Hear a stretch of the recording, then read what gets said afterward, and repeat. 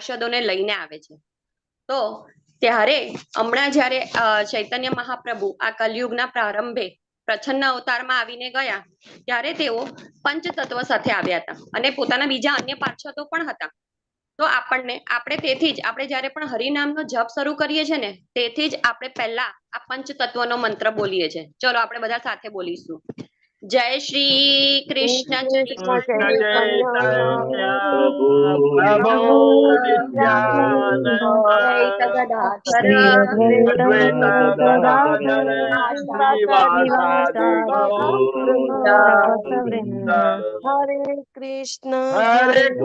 કૃષ્ણ હરે કૃષ્ણ હરે કૃષ્ણ હરે હરે હરે રામ રામ રામ હરે હરે. આ પંચતત્વમાં શ્રી નિવાસ પંડિત જે અન્ય કોઈ નહીં પરંતુ ભગવાનના એક મહાન ભક્ત નારદ મુનિના જ અવતાર છે.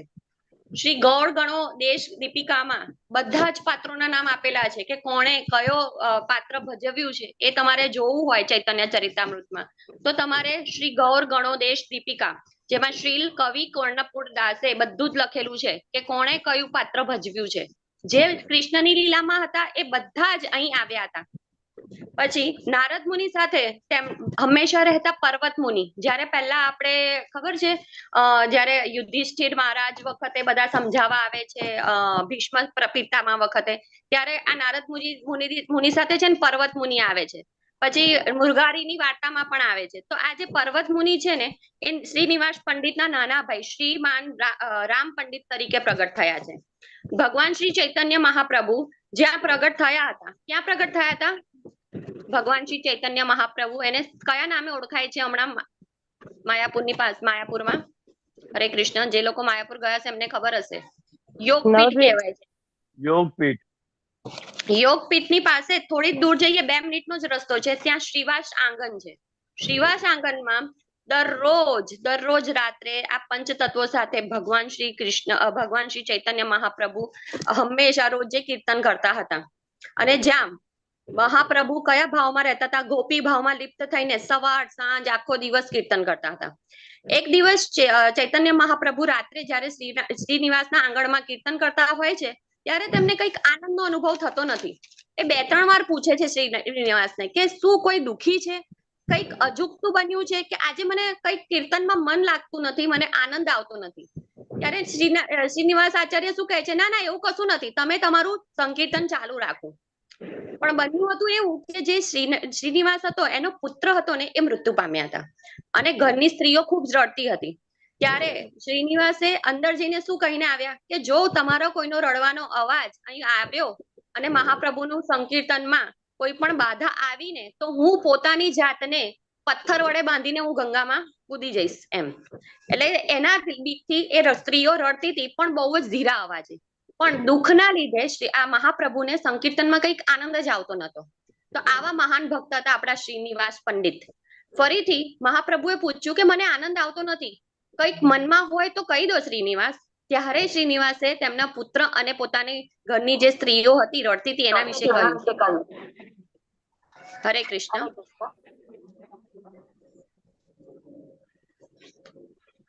હરે કૃષ્ણ. આ મહાપ્રભુએ ત્યારે શ્રીનિવાસને કહ્યું કે દેશ કાળ અને સ્થિતિ પ્રમાણે કોઈ પણ રૂકાવટ આવે તો તેને બાધા ન કહેવાય એમ. તો શ્રીનિવાસે ત્યારે કહ્યું કે હું તમને દુઃખી જોઈ શકતો નથી તેથી મેં આવું કર્યું.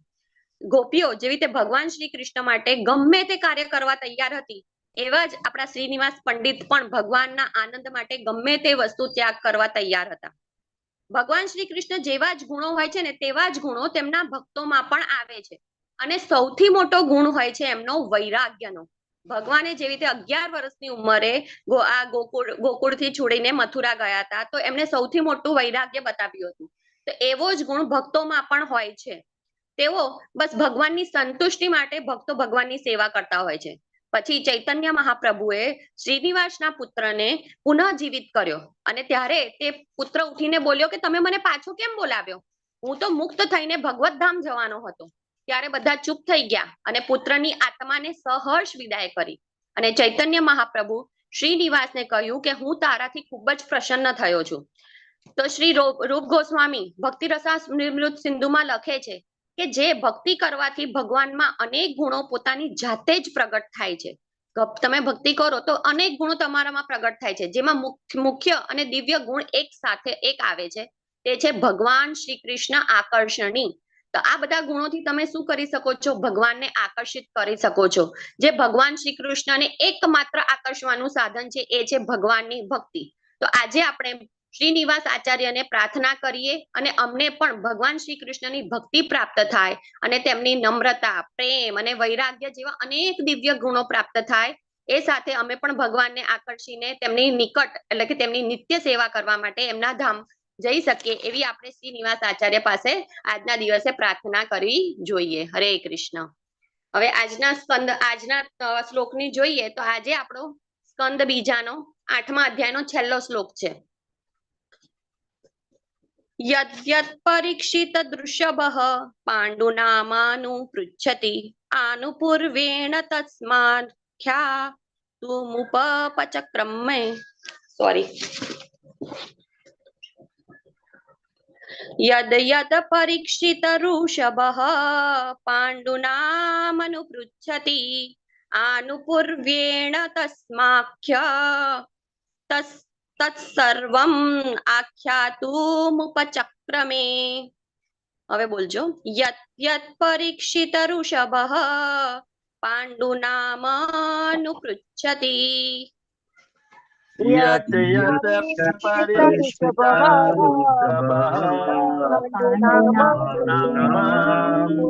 पृच्छामि आनुपूर्वेण तत्सर्वम् आख्यातुमुपचक्रमे. आनुपुण्येन तत्सर्वम् आख्यातुमुपचक्रमे. यत् यत् परीक्षित ऋषभः पाण्डुनामानुपृच्छति यत् यत् परीक्षितः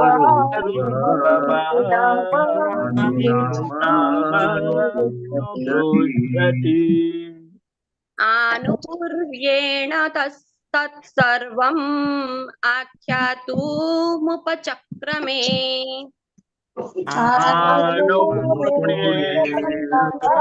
तत्सर्वम् आख्यातुमुपचक्रमे. यद्यत् परीक्षित ऋषभः पाण्डुनामानुपृच्छति यत् यत् परीक्षितः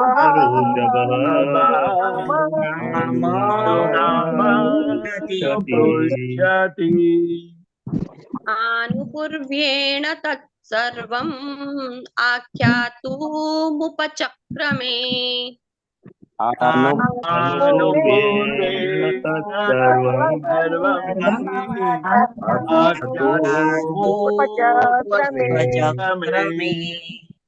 पहला प्रभुजी પછી માતાજી. હરે કૃષ્ણ. यद्यत् परीक्षित दृषभः पाण्डुनामानुपृच्छति यत् यत् परीक्षितः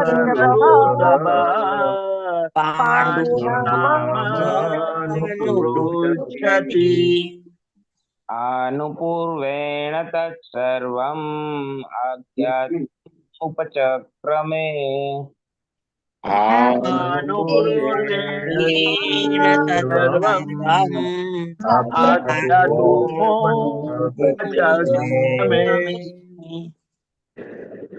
यत् यत् परीक्षितं वृषभः पाण्डुनाम अनुपृच्छति यत् यत्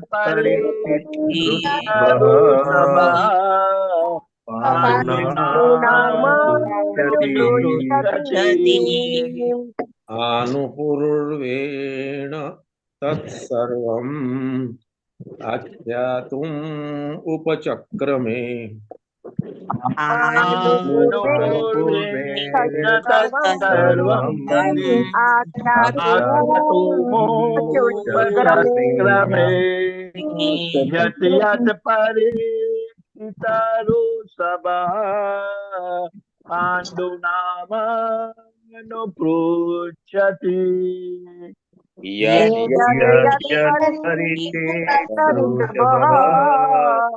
पाण्डुनामानुपृच्छति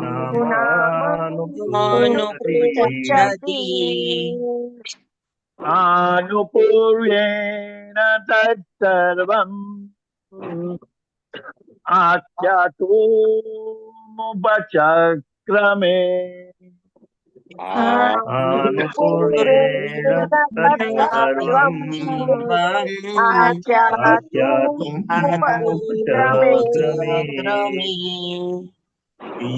यत् परीक्षितरुषभः पाण्डुनामानुपृच्छति यत् यत् परीक्षितरुषभः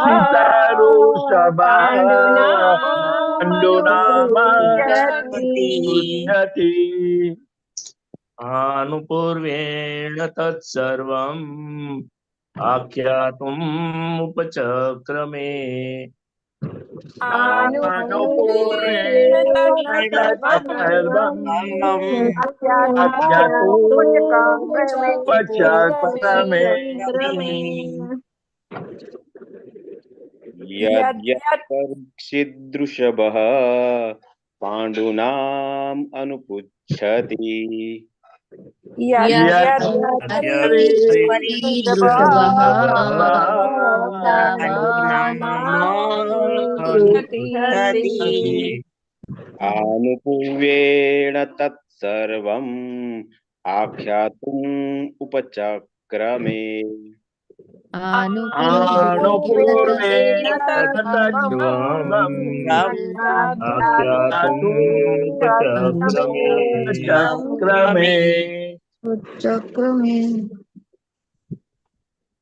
यद्यत् परीक्षितृषभः पाण्डूनामानुपृच्छति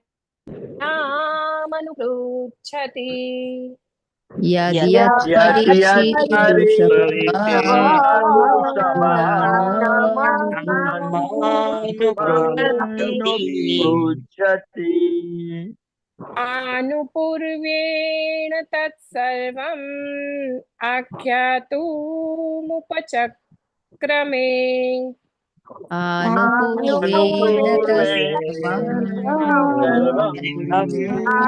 आख्यातुमुपचक्रमे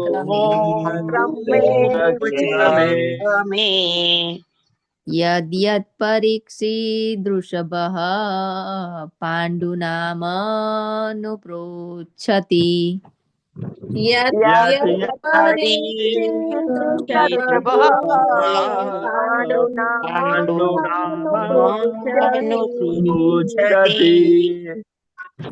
आनुपूर्वेण तत्सर्वम् आख्यातुमुपचक्रमे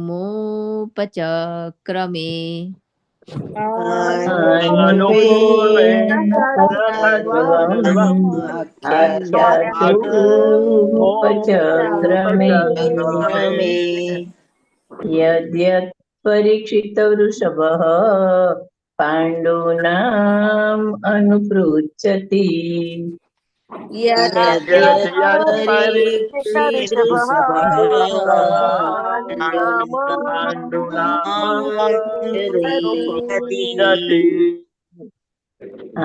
आनुपूर्वेण तत्सर्वम् आख्यातुमुपचक्रमे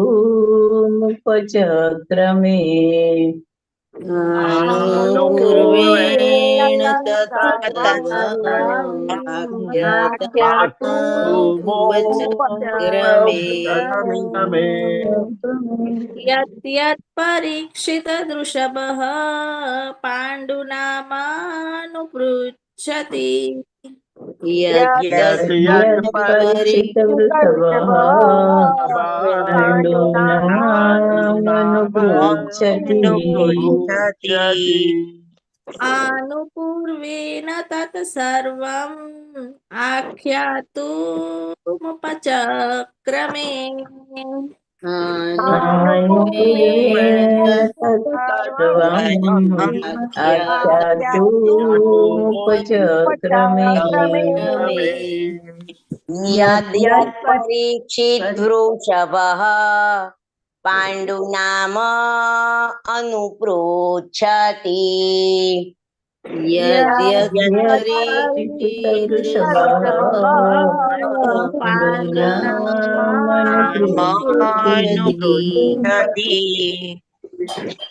आनुपूर्वेण तत्सर्वम् आख्यातुमुपचक्रमे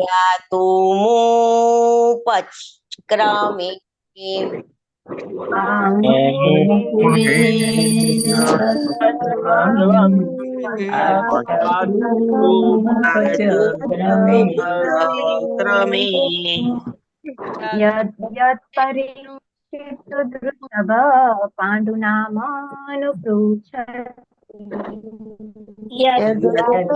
परीक्षित वृषभ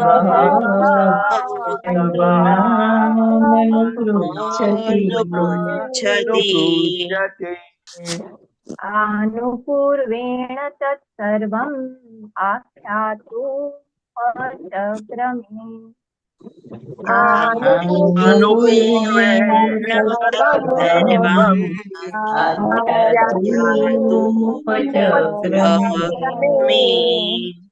यद्यत् परीक्षिदृष्टवः पाण्डुनामानुपृच्छति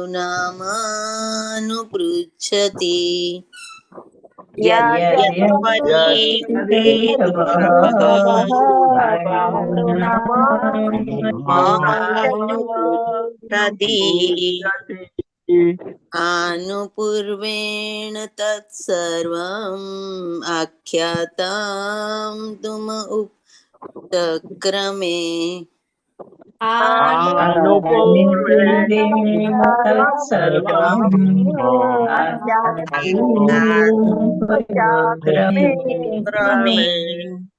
यद्यत् परीक्षित वृषभः पाण्डुनामानुपृच्छति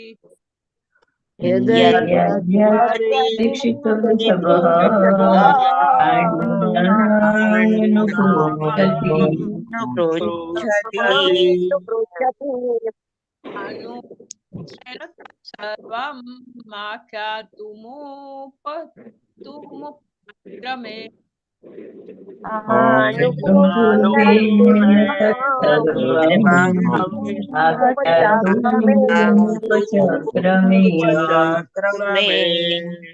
यद्यत् परीक्षित वृषभः पाण्डुनामानुपृच्छति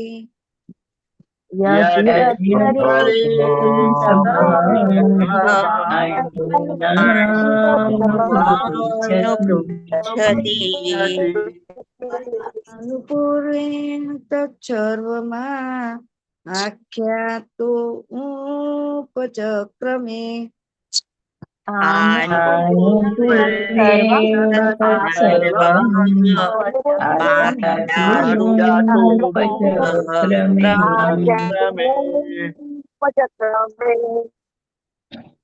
यद्यत् परीक्षित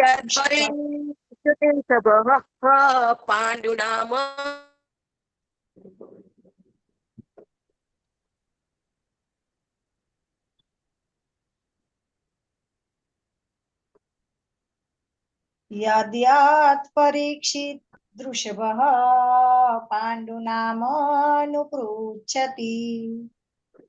यद्यत् परीक्षित वृषभः पाण्डुनामानुपृच्छति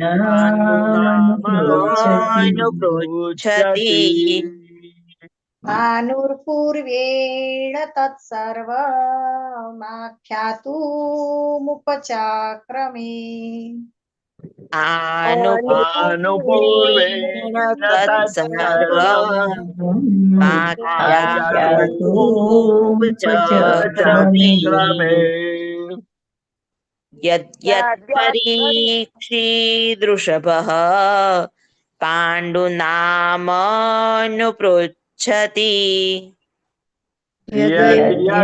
परीक्षितवृषभः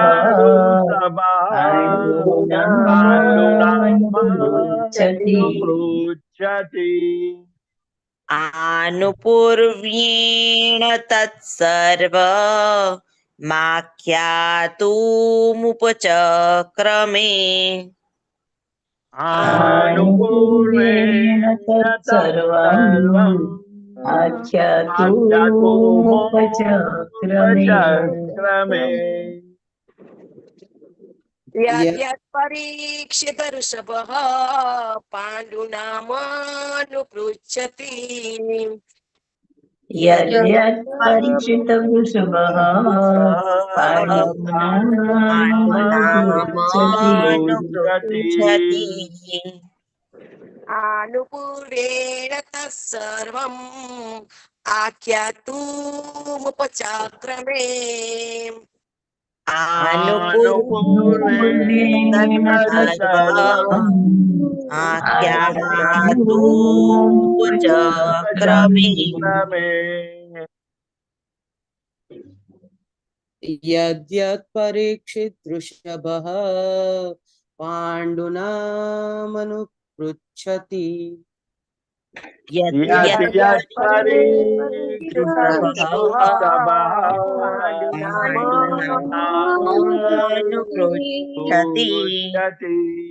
आनुपूर्व्येण तत्सर्वम्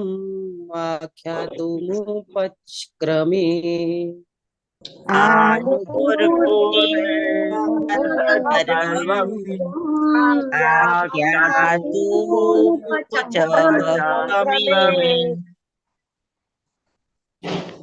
હરે કૃષ્ણ. કોઈ બાકી છે તો આપણે શબ્દાર્થ તરફ આગળ વધીએ.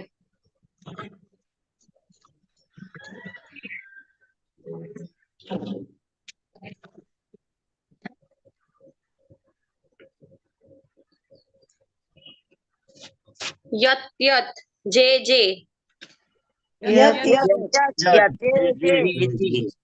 પરીક્ષિત રાજા પરીક્ષિત ऋषभः श्रेष्ठ પાંડુનામ પાંડુના વંશમાં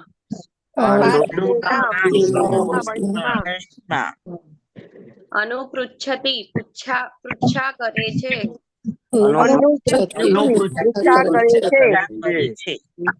આનુપૂર્વેણ આદિથી અંત સુધી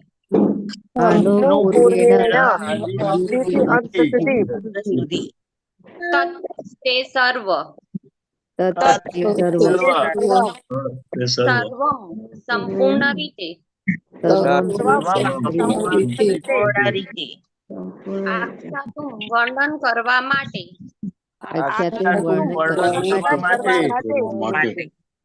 ઉપચક્રમે તેઓ તત્પર થયા.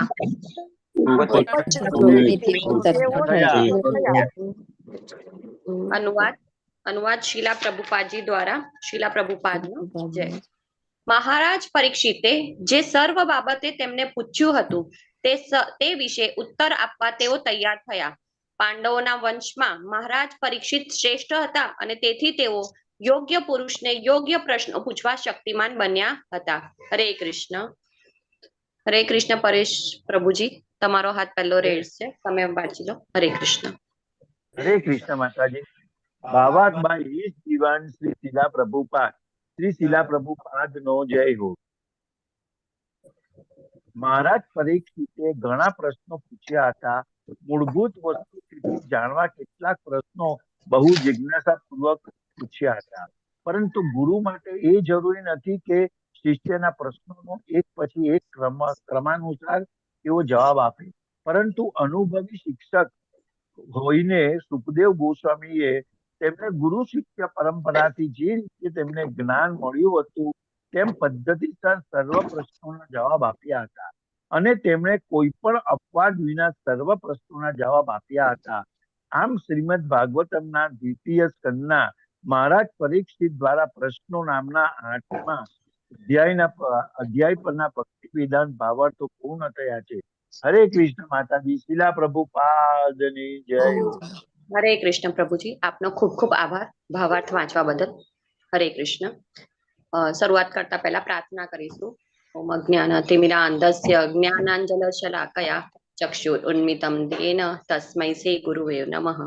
नमः ओम विष्णुपादाय कृष्णप्रेष्ठाय भूतले श्रीमदे भक्तिवेदांत स्वामी इति नामिने नमस्ते सारस्वते देवे गौरवाणी प्रचारिणे निर्विशेष शून्यवादी पाश्चात्य देशतारिणे।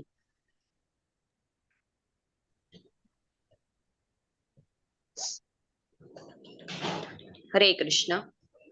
હું આપ સૌનો વૈષ્ણવોનો આશીર્વાદ માંગુ છું કે હું જે કંઈ પણ બોલું ગુરુ અને શાસ્ત્ર પ્રમાણે બોલું એવા આશીર્વાદ મને આપજો અને પોતાની શુદ્ધિ માટે બોલું। હરે કૃષ્ણ।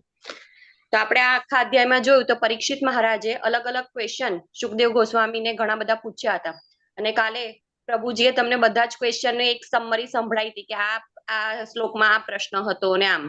તો પરીક્ષિત મહારાજ શ્રવણના આચાર્ય ગણાય છે। શ્રવણ કરવામાં કોઈ પહેલા નંબર પર હોય તો એ છે પરીક્ષિત મહારાજ અને સુખદેવ ગોસ્વામી એ કીર્તનના આચાર્ય ગણાય છે। આપણે નવધા ભક્તિમાં જોઈએ છે શ્રવણમ કીર્તનમ એમાં બધા આપણે 9 આચાર્ય પણ જોઈએ છે। તો એમાં પરીક્ષિત મહારાજ કયાના છે? શ્રવણના અને સુખદેવ ગોસ્વામી કીર્તન એટલે કે બોલવાના। આપણે ભગવદ ગીતામાં અને આગળ પણ આપણે ઘણી બધી ચર્ચાઓ કરી છે કે પ્રશ્નો કોને પૂછવા જોઈએ। કોઈ જવાબ આપશે કે આપણે પ્રશ્નો કોને પૂછવા જોઈએ? હરે કૃષ્ણ। હરે કૃષ્ણ। કોને આપણે પ્રશ્નો પૂછી શકીએ? કેવા ગુરુને આપણે પ્રશ્નો પૂછી શકીએ? યોગ્ય વ્યક્તિને કે જે ગુરુ શિષ્ય પરંપરામાં હા બરાબર છે। અને કેવી રીતે પૂછવાના એનો શ્લોક છે આપણે ભગવદ ગીતામાં નમ્રતાપૂર્વક પરીક્ષા લેવા માટે નહીં। પ્રશ્નેના સેવયા બરાબર છે। પરંતુ આપણે પ્રશ્નો તો પૂછી લઈએ પણ પ્રશ્નો પૂછવા માટે આપણામાં પણ કોઈ લાયકાત હોવી જોઈએ ને કે આપણે ઉઠીને બસ સીધા ઉઠ્યા અને વક્તાને સીધા પ્રશ્નો પૂછવાના ચાલુ કરી દીધા। એવું તો ના હોઈ શકે ને। જો ગુરુમાં લાયકાત હોય તો આપણે પણ શ્રોતામાં પણ અમુક લાયકાતો થોડી ઘણી તો હોવી જ જોઈએ। તો સૌથી પહેલા એમાં એક લાયકાત આવે છે। કઈ લાયકાત છે?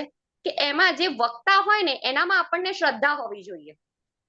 જો આપણે વક્તામાં શ્રદ્ધા જ ના હોય તો આપણે સાંભળવાનો કોઈ મતલબ છે નહીં। કેમ કે જે પેલો વક્તા આપણે પ્રશ્ન પૂછીએ વક્તામાં આપણી શ્રદ્ધા જ ના હોય તો એ જે જવાબ આપે ને એને આપણે આપણા હૃદયમાં અનુસરી શકીએ નહીં। આપણે પ્રશ્ન કેમ પૂછતા હોઈએ કે આપણને સમજ ના પડે, આપણને અનુસરવામાં અઘરું પડતું હોય તો આપણે શ્રદ્ધા પહેલો ગુણ હોવો જોઈએ આપણામાં। હવે જેમ કે આપણે ભગવદ ગીતાનું ઉદાહરણ લઈએ તો અર્જુને ઘણા બધા ભગવાન શ્રી કૃષ્ણને ભગવાનને પ્રશ્નો પૂછ્યા હતા। પછી ભગવાન શ્રી કૃષ્ણએ એમના અર્જુનના બધા જ પ્રશ્નોના જવાબ આપ્યા અને છેલ્લે પછી અર્જુનજી એવું કે મને તમારામાં શ્રદ્ધા જ નથી તો શું પ્રશ્ન પૂછવાનો અર્થ કોઈ રહેત? ના, કશો ના રહેત।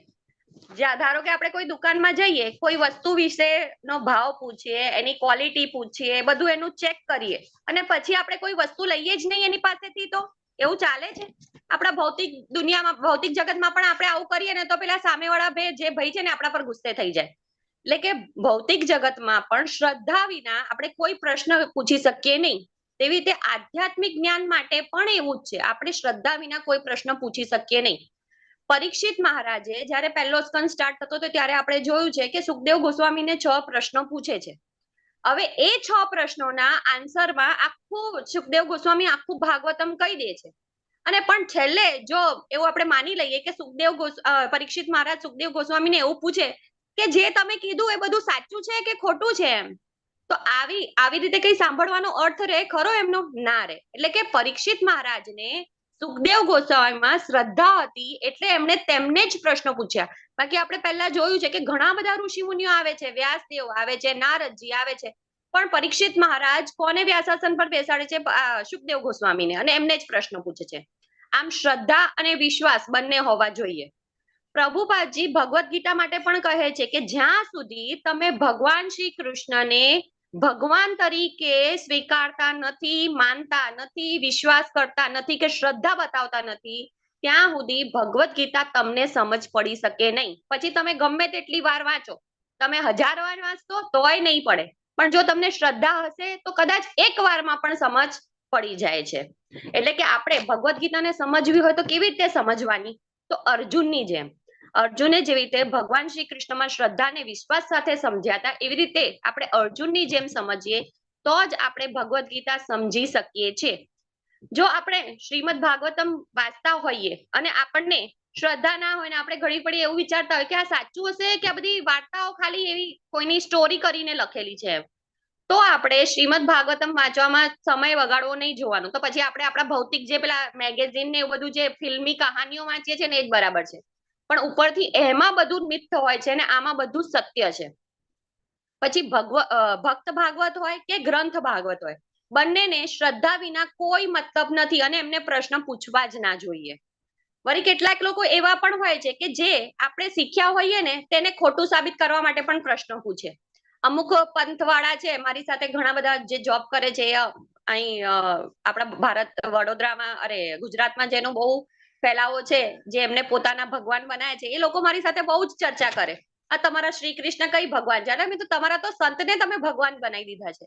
તો એ લોકો શું કરે ખબર છે? આપણે જે જ્ઞાન લીધું છે ને એને ખોટું પાડવા આપણને પ્રશ્નો પૂછે. એમને એવું નથી કે અમારું જ્ઞાન વધારે, પણ એ તમને ખોટા જરૂર પાડે.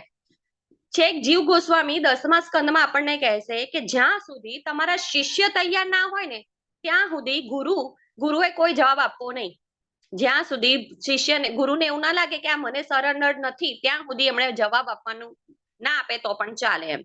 તેનો દાખલો છે, આપણે કે લેવલ 1 માં જઈએ છીએ ક્લાસમાં, તો આપણને ઘણા બધા એવા મળે છે ન્યુ કમર્સ, અને એ આપણને એટલા હાઈ લેવલના ક્વેશ્ચન પૂછે છે ને ત્યારે અમુક પ્રભુજી એવું કહે છે કે તમે આગળના લેવલમાં આવશો ત્યારે તમને આ જવાબ મળે. કેમ? ત્યારે એમની જે શ્રદ્ધા હોય છે ને બહુ કુમળી હોય છે, બહુ નાજુક હોય છે, અને જે ત્યારે આપણે એના ઉપર અથોડો મારીએ ને તો એની શ્રદ્ધા આપણામાંથી જતી રહેશે. એટલે આપણે શું કરીએ છીએ કે તમે નેક્સ્ટ લેવલમાં જશો, જેમ જેમ આગળ વધશો તેમ તેમ તમને જવાબ મળશે. હવે સૌથી મોટો મુદ્દો છે કે પ્રશ્ન પૂછવા માટે આપણો ઉત્સાહ હોવો જોઈએ. કેમ? તો જો ઉત્સાહ ના હોય તો પછી એ જે આન્સર આપશે ને, જવાબ આપશે ને, એ આપણા હૃદય સુધી નહીં પહોંચે, આપણને સંતુષ્ટિનો અનુભવ નહીં થાય. સૌથી મહત્વનો મુદ્દો છે કે કોને પ્રશ્ન પૂછો છો અને કેમ પૂછો છો.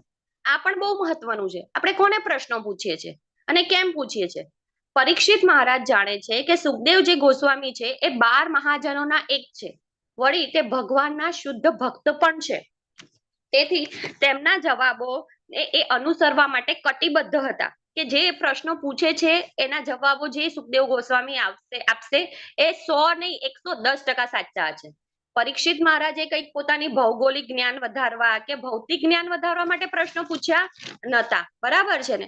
અને એમને બધું જ પૂછ્યું છે કે બ્રહ્માંડનો આવિર્ભાવ કેવી રીતે થયો, એમાં શું શું હોય. તે એમને શું કર્યું કે પોતાનું જે જ્ઞાન છે એ વધારવા માટે પ્રશ્નો પૂછ્યા છે. ત્યારે જ આ જ્ઞાન કામનું છે. ખાસ કરીને આ જ્ઞાન ભક્ત જે બન્યા છે તેમના માટે ખાસ કામનું હોય છે. ભક્ત એટલે કે જે રોજ 16 માળા કરતા હોય, પછી 4 નિયમોનું પાલન કરતા હોય, શીલા પ્રભુપાદને સંસ્થાપક ગુરુ તરીકે માનતા હોય, અને સૌથી મોટી વાત ભગવાન શ્રી કૃષ્ણને ભગવાન તરીકે માનતા હોય, પૂર્ણ પુરુષોત્તમ પરમેશ્વર તરીકે. તેના માટે જ આ બધું જ્ઞાન કામનું છે. બાકી નહીં તો ભાગવતમ એક જેવી રીતે મેગઝીન એ લોકો વાંચે છે ને એવી રીતે વાંચીને મૂકી જ દેશે. નહીં તો ફક્ત પોતાનું ભૌતિક જ્ઞાન વધારવા માટે આપણે અથવા તો કોઈ એડવેન્ચર પ્રશ્નો પૂછવા ના જોઈએ. આપણે ગુરુ પાસે જઈએ તો કોઈ એડવેન્ચર પ્રશ્નો નહીં પૂછવાના. કાં તો શેર બજાર વધશે કે ઘટશે, પછી મારા છોકરાનું લગ્ન ક્યારે થશે, એવા પ્રશ્નો નહીં પૂછવાના. બીજું પ્રશ્નો એવા પૂછવા કે જેના જવાબ તમારા માટે લાભપ્રદ હોય, એટલે કે તમારી ભક્તિ વધારે. અને બીજું છે કે પોતાના કલ્યાણ માટે પણ હોય અને બીજાના કલ્યાણ માટે પણ હોય. ખાલી એવા પ્રશ્નો નહીં પૂછવાના કે ખાલી સમય બગાડવા માટે, એવા પ્રશ્નો નથી પૂછવાના. જેવી રીતે પરીક્ષિત મહારાજે સુખદેવ ગોસ્વામીને પૂછ્યા છે. આગળના તમે અધ્યાયમાં જોશો તો દેવહૂતિ માતાએ પોતાના પુત્ર કપિલ મુનિને પણ આવા પ્રશ્નો પૂછ્યા છે, જે બહુ જ વેલિડ ક્વેશ્ચન્સ છે. પરીક્ષિત મહારાજે ઘણા પ્રશ્નો પૂછ્યા, પણ એમે તમે આખું ભાગવતમ વાંચશો ને તો એમાં જોશો કે પરીક્ષિત મહારાજે રાધા રાની વિશે કોઈ પ્રશ્ન નથી પૂછ્યો. કેમ કે એવા જ પ્રશ્નો પૂછવાના હોય છે કે જે રુચિકર હોય, જેમાં આપણી રુચિ જાય છે. એકવાર એક અમેરિકામાં એક શિષ્યએ પ્રભુપાદજીને પ્રશ્ન પૂછ્યો કે રાધા રાની વિશે કહો ને, ત્યારે પ્રભુપાદજી બહુ જ ગુસ્સે થઈ ગયા હતા અને એને ખખડાવી નાખ્યા હતા. પ્રશ્નો એવા પૂછવા જોઈએ જેમાંથી તમારી ભક્તિમાં અવાજ નથી આવતો માતાજી. હરે કૃષ્ણ. માતાજી તમે મ્યુટ થઈ ગયા. માતાજી ના ઓન જ છે. હરે કૃષ્ણ. અવાજ આવે છે બરાબર. બરાબર આવે છે. હા, પછી આપણે અમુક ટાઈમે પ્રસાદ લેવા બેસીએ ને પ્રસાદ પ્રભુજીને પૂછીએ કે પ્રસાદ હજી છે, ચપાટી છે, અરે પણ તમારે ખાવું હોય તો તમારે સીધું માંગી લેવાનું હોય, એમને એવા બધા પ્રશ્નો પૂછવાના ના હોય. આપણને જોતું હોય ત્યારે પૂછવાનું, પ્રભુજી છે તમારી પાસે પ્રસાદ એક્સ્ટ્રા તો અમને આપો એમ કરીને. તો આપણે વેલિડ પ્રશ્નો ન પૂછીએ તો કેટલીક વાર એ બધા પ્રશ્નો કેવા થઈ જાય છે, પ્રજલ્પ થઈ જાય છે. અને પ્રજલ્પનો અર્થ કોણ કહેશે? હરે કૃષ્ણ. પ્રજલ્પ એટલે શું? ખોટી વાતો. ભગવાન પ્રજલ્પમાં જ આવે છે. જેમાં ભગવાન શ્રી કૃષ્ણની વાત હોતી નથી એ બધી પ્રજલ્પમાં આવે છે. તો આ પ્રજલ્પ જે હોય છે ને એ આપણી ભક્તિનો નાશ કરે છે. ઉપદેશામૃતનો બીજો શ્લોક છે, કોઈને આવડે છે? અત્યાહાર પ્રયાસશ્ચ વાળો. અત્યાહાર પ્રયાસશ્ચ પ્રજલ્પો નિયમાગ્રહ જનસંગસ્ય લૌલસ્ય ષડભીર ભક્તિ વિનશ્યતિ. આ બધા શું કરે છે? અત્યાહાર એટલે કે વધારે પડતું ખાવાથી, પ્રયાસસ્ય ભૌતિક વસ્તુઓ મેળવવાની જિજ્ઞાસાથી, ઘણી બધી મહેનત કરવાથી, પછી પ્રજલ્પો બહુ પ્રજલ્પ કરવાથી, અને જનસંગસ્ય લૌલુસ્ય એટલે કે આપણે જનસંગ અમુક ભૌતિક લોકો સાથેનો જનસંગ કરીએ તો આ બધી વસ્તુઓ આપણી ભક્તિને વિનાશ કરે છે. કેટલાક મૂર્ખો તો એવા પ્રશ્નો ગુરુજીને પ્રભુજીને પૂછે કે આપણા માથામાં વાળ શું છે? અરે પણ આ બધા પ્રશ્નો પૂછવા જેવા છે. વાળ એ કહેશે બી તમને કે આટલા ગણતરી છે, તો આપણે શું કરવાના છે એ વાળની ગણતરી કરીને? આપણને એ પ્રશ્નની કોઈ કામ છે ખરું? અને વળી કેટલાક તો એવું પૂછે, એટલા માટે પૂછે ને કે પોતે વિદ્વાન હોય અને સામેવાળા વક્તાને કશું ખબર ના પડતી હોય ને એના માટે પણ પ્રશ્ન પૂછે છે. અને કેટલાક તો એવા હોય ને કે સામેવાળો જે સ્પીકર હોય ને એને નીચે બતાવવા માટે પ્રશ્ન પૂછે. એટલે કે આવા બધા પણ લોકો પ્રશ્ન પૂછે છે. અને કેટલાક લોકો તો જેવી રીતે આપણે ભૌતિક જગતમાં સ્પર્ધા ના થતી હોય એના માટે પણ પ્રશ્ન પૂછે. આખી ભગવદ્ ગીતામાં અર્જુનજીએ કોઈ પણ એવો ચેલેન્જિંગ પ્રશ્ન ભગવાન શ્રી કૃષ્ણને પૂછ્યા નથી, તથા ભગવાને પણ જે કહ્યું છે એ અર્જુને યથાયોગ્ય સ્વીકારી લીધું છે. બરાબર છે ને? વળી કેટલાક લોકો છે ને ફોર્મેલિટી માટે પ્રશ્ન પૂછે, ભલે પ્રશ્ન ના હોય ને તો બી બનાવીને પૂછી નાખે. અને કેટલાક આપણે તમે જેટલા બી વક્તા જોશો ને જે ઇસ્કોનમાં છે એમના તમે પ્રવચનો સાંભળશો તો છેલ્લા 10 વર્ષના તમે પ્રવચનો સાંભળો અને એના પછીના જે ક્વેશ્ચન આન્સર આપણે સાંભળીએ ને તો મોસ્ટલી અમુક ક્વેશ્ચનો તો દરેક લેક્ચરમાં રિપીટ જ થતા હોય છે. અને ઘણા લોકો તો એ જ સેમ પ્રશ્ન દરેક અલગ અલગ વક્તાને પૂછે. આ વક્તાને એક ક્વેશ્ચન પૂછે એ જ ક્વેશ્ચન બીજા વક્તાને પણ પૂછે, બધા પાસેથી અલગ અલગ જવાબ લે. આ તો સારું છે કે આપણા ત્યાં જે વક્તાઓ આવે છે એ ખૂબ જ સહનશીલ હોય છે અને વારંવાર એ જ પ્રશ્ન પૂછવા છતાં વિનમ્રતાથી જવાબ આપે છે. બાકી આપણા ભૌતિક જગતમાં જો એક જ ક્વેશ્ચન આપણે કોઈને 5-7 વાર પૂછીએ તો સામેવાળો માણસ આપણા પર ગુસ્સે થઈ જાય અને જેવું તેવું બોલવા માંડે છે. વળી કેટલાક પ્રશ્નો બહુ કોમન હોય છે આપણા ત્યાં ઇસ્કોનમાં. જપ કરવામાં રસ નથી, જપ કરવામાં મન નથી લાગતું, વાંચવાનું ગમતું નથી, શું કરવાનું પ્રભુજી એમ? અરે એનો ક્વેશ્ચન નો આન્સર તો ભગવાને શ્રી કૃષ્ણએ આપણને ભગવદ્ ગીતામાં જ આપી દીધો છે કે મનને કંટ્રોલ કરવો મુશ્કેલ છે તો એના માટે પ્રયત્ન જ કરવો પડશે. પ્રયત્નો દ્વારા જ તમે મનને કંટ્રોલ કરી શકશો. તો ભગવદ્ ગીતામાં ભગવાને જ પ્રશ્નનો જવાબ આપી દીધો છે તો આપણે કેમ આપણો ટાઈમ વેસ્ટ કરીએ છીએ? એટલે આનો અર્થ એક જ છે કે આપણે જે શ્રવણ કરીએ છીએ અથવા તો જે વાંચીએ છીએ ને એ બરાબર આપણે વાંચતા નથી, એટલે જ આપણને આ ને આ જ પ્રશ્નો વારે ઘડીએ થયા જ કરે છે. અને કેટલાક તો એવું કરે કે એકનો એક ક્વેશ્ચન જો બીજો બી પૂછે તો આપણે એને કહીએ ભાઈ આ પ્રશ્નનો જવાબ તો આવી ગયો છે, તો કે મેં થોડી પૂછ્યો તો, એટલે આ કોમ્પિટિશન કરે. એક દિવસ એક શિષ્યએ પ્રભુપાદજીને પ્રશ્ન પૂછ્યો તો પ્રભુપાદજીએ એમને કહ્યું કે તમે રાસ્કલ છો. કેમ? તો આ બધા પ્રશ્નોના જવાબ મેં મારી પુસ્તકોમાં અને મારા લેક્ચરોમાં વારે ઘડીએ આપ્યા છે. એટલે એનો અર્થ એ છે કે તમે મારા પુસ્તકો અને મારા લેક્ચરો ધ્યાનથી સાંભળતા ને વાંચતા નથી. એટલે કે તમારો પહેલી ફરજ છે કે તમારે ધ્યાનથી પુસ્તકો વાંચવાના છે અને ધ્યાનથી લેક્ચરો સાંભળવાના છે. આવી રીતે કેટલાક લોકો તો રેકોર્ડિંગમાં પોતાનું નામ બોલે ને એના માટે જ ક્વેશ્ચન પૂછે છે. હવે છે આ પ્રશ્નો પૂછવાનું, પણ પ્રશ્ન પૂછવાનો અધિકાર આપણને ક્યારે મળે છે? જ્યારે આપણી ક્વોલિટી, શ્રવણની ક્વોલિટી સારી હોય છે તો જ આપણને પ્રશ્ન પૂછવાનો અધિકાર મળે છે.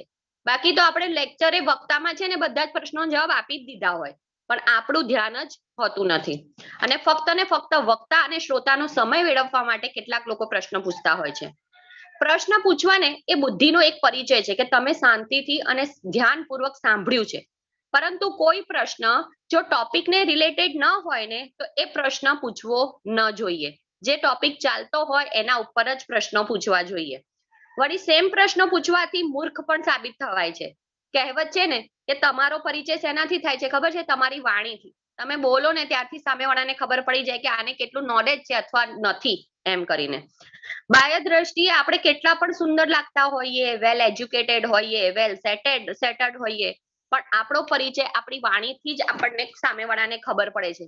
કેટલાક લોકો તો એટલા સરસ દેખાતા હોય ને બોલે ત્યારે એમના સિક્કા પડી જાય.